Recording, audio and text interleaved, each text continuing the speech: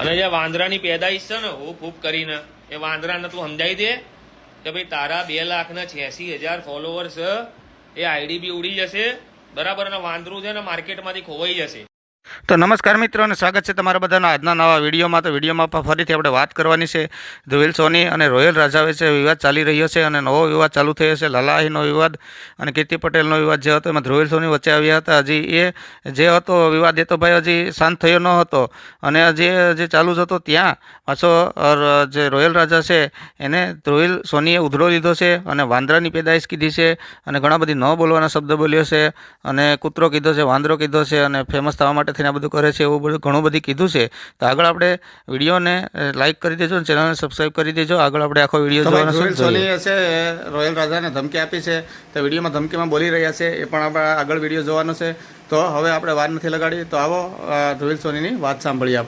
અને તારા 90-100 લુખાઓને લઈને તું ઉભો રહ્યો તો લુબી કંપની જોડે બરાબર. તો રાતના ટાઈમે હું આવ્યો તો ત્યાં જઈને મેં તને લાઈવ કર્યું હતું, ત્યારે કેમ તમે લોકો ભાગી ગયા મને એમ કહો.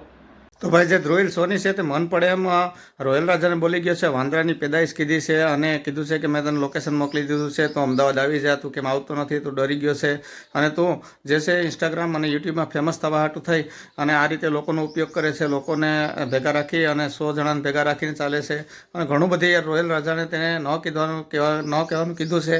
તો આગળ એને જે વાત કીધી છે એ પણ આપણે સાંભળવાની છે. તો વિડીયોને લાઈક અને ચેનલને સબસ્ક્રાઈબ જરૂરથી કરી દેજો. તો આવો આગળ સાંભળીએ. કે ગીરની અંદર આવે તો ઉપાડી લઈએ ને હૂપ બોલાવવું છે. તો ભાઈ મારે તને એટલું કહેવું છે, મેં તારા પર્સનલ નંબર ઉપર 2 વખત લોકેશન મોકલેલા છે, કરંટ લોકેશન બી મોકલેલું છે અને 8 કલાકનું લાઈવ લોકેશન બી મોકલેલું છે.